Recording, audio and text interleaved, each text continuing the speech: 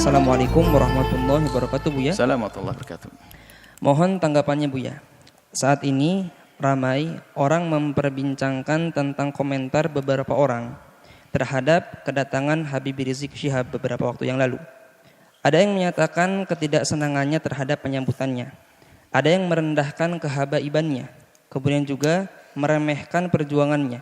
Bahkan ada juga yang mencaci atau mengolok. Mohon tanggapannya, Buya. Bagaimana menyikapi tentang hal-hal semacam ini, Buya? Terima kasih. Bismillah. Kami akan menjawab. Pertama, kami bukan orang FPI. Harus tahu itu. Saya bukan anggota FPI. Kemudian setelah itu, yuk kita pandang segala permasalahan dengan akal yang jernih dan hati yang tenang. Pertama adalah kedatangan Habib Rizik disambut oleh orang sebanyak itu kemauan umat, bukan rekayasa, bukan dibayar mereka. Ayo, Anda posisi seperti saya, adil, Anda tidak di FPI dan tidak jadi musuh FPI. Anda berada di tengah-tengah, ayo. Kedatangan mereka umat segitu banyak bukan direkayasa. Bukan, kalau rekayasa mau dibayar biar datang, nggak ada. Bahkan ini masa pandemi, semua orang meninggalkan kerjaannya dengan sukarela. Maka yang harus kita pahami, ada apa di balik ini semuanya? Kerinduan kepada apa sih mereka kok sampai seperti itu? Kita jujur. Nggak perlu kita marah-marah ini. Kadang-kadang dimarahkan Habib Rizik. Habib Rizik ingin datang ke negerinya, ingin berjuang, ingin berdakwah. Bukan direkayasa kedatangan mereka itu semua. Nah ini yang pertama yang harus kita pahami supaya kita tidak suudzon ini. Enggak ada rekayasa. Bahkan yang datang itu orang rela berkorban. Kemudian kedatangan beliau adalah apa tadi, membuat kerusakan, keramaian dan sebagainya. Mari kita pandang dengan jujur juga. Kalau Habib Rizik mengadakan kumpulan, demo dan sebagainya misalnya. Jujur Anda, apa sih yang diminta Habib Rizik? Habib Rizik tidak minta pulau untuk pesta apa. Tidak juga minta jabatan jabi apa. Tapi yang diminta apa? Coba kita cari. Anda jujur sebagai bangsa Indonesia yang adil, yang jujur, apa yang diminta? Jejer permintaannya apa sih? Dulu permintaannya adalah bagaimana ada orang yang mengucapkan kalimat yang merendahkan umat Islam dengan merendahkan Al-Quran, ayo diadili. Apakah permintaan semacam ini salah? Coba dilihat dulu apa sih permintaan Habib Rizik? Ini harus jujur Anda melihat Habib Rizik kalau kumpul-kumpul minta apa? Yang diminta apakah Habib Rizik ingin pemerintah memfasilitasi, Habib Rizik ingin membangun tempat minuman keras paling besar sejagat raya? Enggak juga. Kalau Habib Rizik minta begitu, kita berontak semuanya. Yang diminta apa? Coba kita jujur. Yang diminta baik atau jelek? Kalau yang diminta baik, kenapa kita bingung yang diminta baik kok? Keadilan misalnya. Harus ada misalnya menghentikan kemungkaran. Selagi yang diminta baik. Isunya diminta baik. Maka jangan gampang menilai orang dengan buru-buru. Sekarang jujur minta apa? Anda bisa melihat di media. Atau Anda datang kepada Habib Rizik minta apa? Kan begitu. Yang diminta apa? Yang diminta adalah yuk kita menegakkan. Habib Rizik misalnya FPI di beberapa tempat minta agar kemungkaran di sini dihentikan. Loh, kemungkaran dihentikan apakah permintaan yang salah? Karena kemungkaran itu akan merusak orang lain. Coba yang diminta apa? Ini jujur dulu. Kalau yang diminta adalah menghentikan sesuatu yang membahayakan umat. Umat membahayakan itu bukan saya membahayakan di dunia. Kita punya iman di akhirat. Yang membahayakan di dunia nggak boleh. Misalnya Habib Rizik memasang ranjo-ranjo, kita hentikan. Membahayakan di dunia. Memberhentikan membahayakan di dunia pun harus membahayakan urusan dunia. Kita wajib menghentikan. Apalagi jika yang diminta adalah menghentikan segala sesuatu yang bakal merusak akhiratnya umat misalnya. Dan itu memang yang diserukan adalah selama ini yang kami ketahui adalah mengajak itu. Bagaimana agar kemunkaran tidak terus merebak, kemudian juga bagaimana keadilan bisa ditegakkan. Di saat menuntut keadilan bukan berarti orang-orang yang lagi berkuasa 100% tidak adil. Ada beberapa tempat yang kurang serasi atau perlu disesuaikan agar terjadi keadilan. Jadi minta keadilan itu wajar, sah. Keadilan berlaku untuk siapa? Untuk semua umat, untuk bangsa ini. Bukan keadilan untuk Habib Rizik dan FPI-nya, bukan. Keadilan untuk semuanya. Coba yang diminta apa? Lah ini maksud kami adalah jangan buru-buru menilai. Yang diminta apa? Bukan minta bantuan untuk membangun pesantrennya di mana, bukan untuk kepentingan ormasnya, bukan. Akan tapi selama ini disuarakan adalah seputar itu. Bagaimana menghentikan kemungkaran, bagaimana menghadirkan keadilan, kemudian bagaimana membatasi sepak terjang orang yang tidak banyak manfaatnya untuk negeri ini misalnya. Dengan suara-suara seperti itu. Bagaimana menghentikan kebobrokan moral. Ini kan permintaan yang baik semuanya. Kalau seandainya yang menyuarakan selain Habib Rizik bagaimana? Kalau Anda mau, kenapa di saat disuarakan Habib Rizik tidak mau? Jujur ini. Ini harus perlu kejujuran ini. Kita menilai dari luar seperti ini. Selagi keinginannya baik, maka adalah permintaan itu yang harus kita jadikan sandaran kita untuk menilai. Kemudian selanjutnya kepada Bapak Presiden atau siapapun yang akan menjadi presiden. Ini adalah risalah cinta kami kepada Pak Presiden. Ya kalau mendengar alhamdulillah, kalau tidak mendengar Allah berdengarkan ke hati, biarpun telinganya tidak mendengar. Atau calon presiden, ketahuilah bahwa jabatan kepresidenan itu sangat terbatas. Apa artinya 1 kali naik, 2 kali naik, ujung-ujungnya adalah kesengsaraan yang panjang di akhirat nanti. Maka mumpung Allah beri kesempatan untuk naik surga tertinggi, maka hendaknya Pak Presiden atau para calon presiden itu, apalagi yang mereka adalah benar-benar ahli la ilallah. Termasuk Pak Presiden kami yakin ahli la ilallah. Orang beriman. Perhatikan keimanan tersebut. Jadikan jabatan presiden ini adalah untuk selamat di akhirat.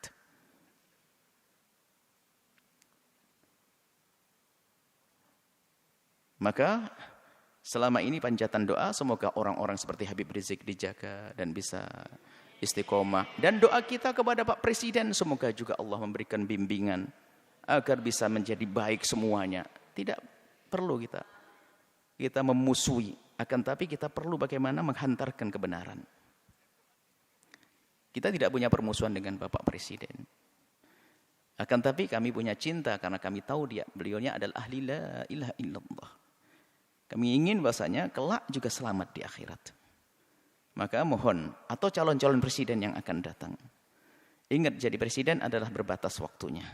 Tapi akhirat adalah selamanya dan tidak berbatas. Maka jangan sampai di saat menjabat kepresidenan ini adalah ditipu oleh orang-orang yang ada di kiri kanan kita misalnya. Yang punya kepentingan syahwatnya, urusan dunianya, tidak ada hubungannya dengan imam.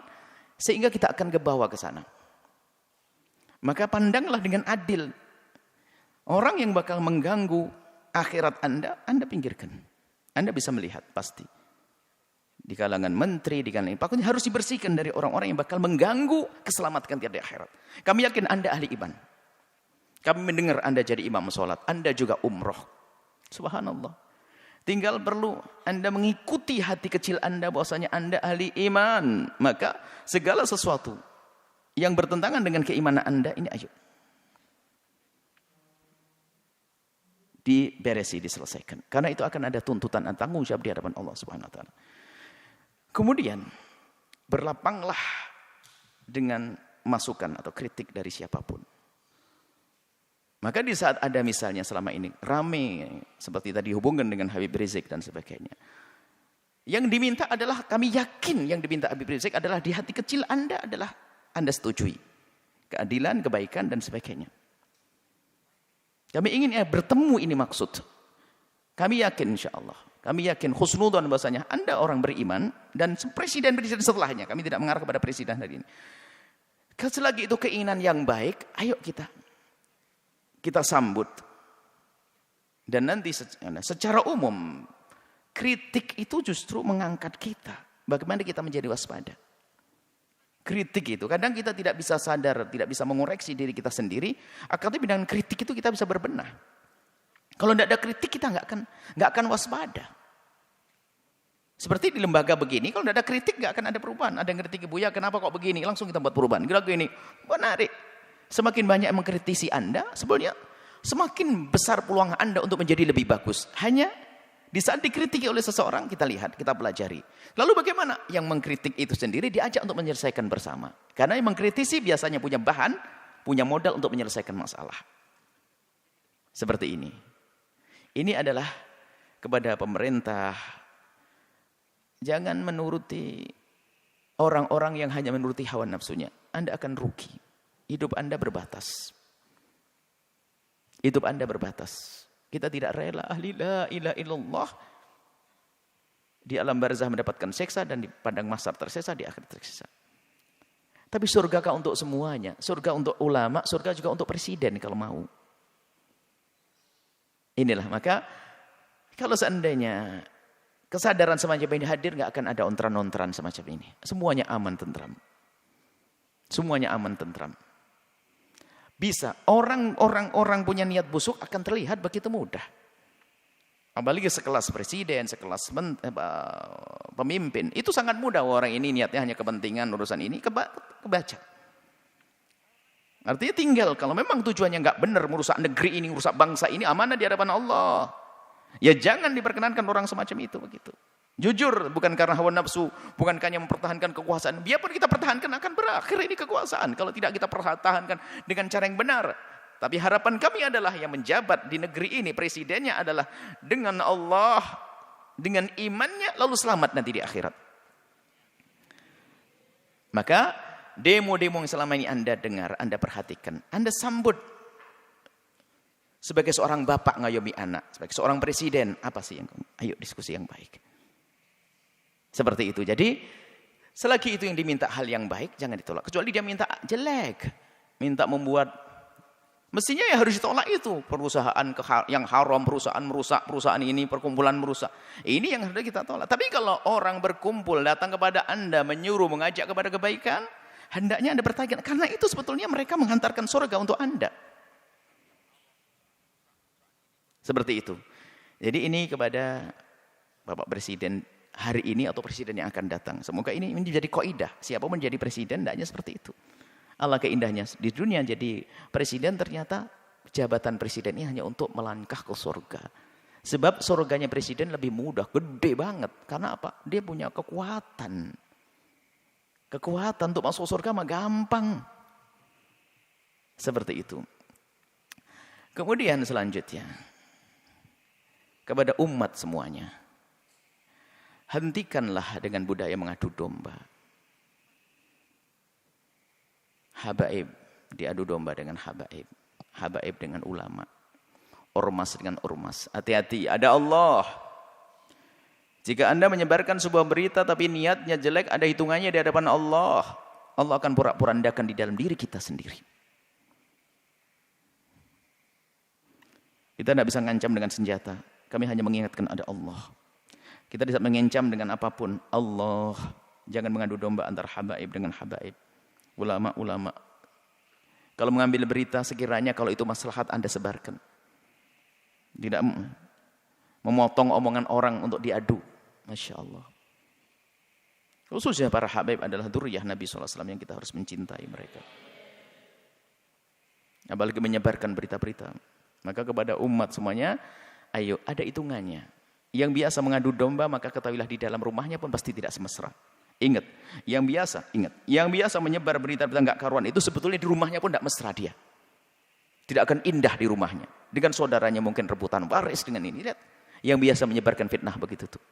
Yang suka nyebar fitnah-fitnah, memfitnah para habaib, memfitnah para ulama itu, kalau dilacak dalam rumahnya enggak ada mesra. Itu enggak tegur sapa sama saudaranya berbulan-bulan, bertahun-tahun mereka. Mungkin tidak akur dengan bapaknya juga. Kenapa?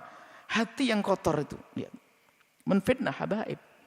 Menfitnah umat Nabi Muhammad, ngadu domba umat Nabi Muhammad saja enggak boleh, apalagi ini dzurriyyahnya Nabi Muhammad sallallahu alaihi wasallam. Kemudian Ada karena marah dengan seperti Habib Rizik, marah dengan seperti ini, lalu sampai mengarah kepada perendahan kepada nasab, innalillah. Sampai ada yang mengatakan katanya, apa betul itu turun Nabi? Ayo dites DNA. Astagfirullah, innalillah. Menafikan, menolak nasab yang sudah jelas semacam itu, maka itu seperti mengqadzaf, menuduh orang melakukan zina. Dosa besar. Kalau sudah jelas itu nasab, sudah kita akui. Jangan mengatakan DNA-nya ini. Ada apa? Kalau kita bukan habaib, mestinya kita mencintai, bukan mengendengki dan ngiri. Enggak ada artinya. Ngiri tambah jauh. Kalau kita mencintai, kita bersambung. Beliau menjadi habaib juga dipilih oleh Allah. Bukan permintaannya. Maka kita yang mandang harus mandang dengan hormat. Ada pun masalah jika ada yang kurang tepat di antara habaib salah. Ya kita kewajiban menegur. Seperti kita menegur anak kita. Seperti di pondok kita ini banyak habaib, anak-anak habaib. Ya salah ya kita tegur. Tentunya dengan kasih dan cinta. Tapi kalau sudah mengarah kepada penolakan nasab, ini sudah ada kebenci dan ngiri. Ini adalah bahaya sekali. Hati-hati ini. Kemudian juga kepada pengikut-pengikut FPI. Jangan sampai Anda menodai Habib Rizik. Sepak terjang Anda harus benar-benar direstui Habib Rizik, diketahui dan sesuai dengan apa yang ada di pikiran dan hati Habib Rizik. Kita tidak ingin ada sebagian orang melakukan satu tindakan ternyata mencoreng Habib Rizik. Ini menjadi masalah. Jangan sampai tujuan Habib Rizik yang mulia, yang istimewa ini ternodai oleh kita-kita apa orang-orang yang dengan perilaku yang terburu-buru, hanya mendahulukan hawa nafsu dan sebagainya. Nah ini maka di sini kita ingin bahwasanya perjuangan orang-orang seperti beliau ini, Habib Rizik ini bisa mulus, sukses. Kemudian nanti juga presidennya juga akhirnya juga sukses. Bangsa ini sukses, surga lah semuanya. Anda bercekcokan. Tinggal yang tersisa siapa? Orang yang sibuk ngadu domba, bermusuhan, caci maki dan sebagainya. Hidupnya begitu dia. Dia tidak mesra selamanya. Dan hendaknya antara ormas dengan ormas ini adalah untuk saling melengkapi. PFPI, ormas, NO, ormas. Nanti ada lagi ormas besar seperti Nahdlatul Wathon, ormas, Wasliyah, ormas. Tidak boleh jadi saling bermusuhan. Akan tapi ini adalah potensi umat Islam. Ingat, Anda punya Allah. Itu kekuatan.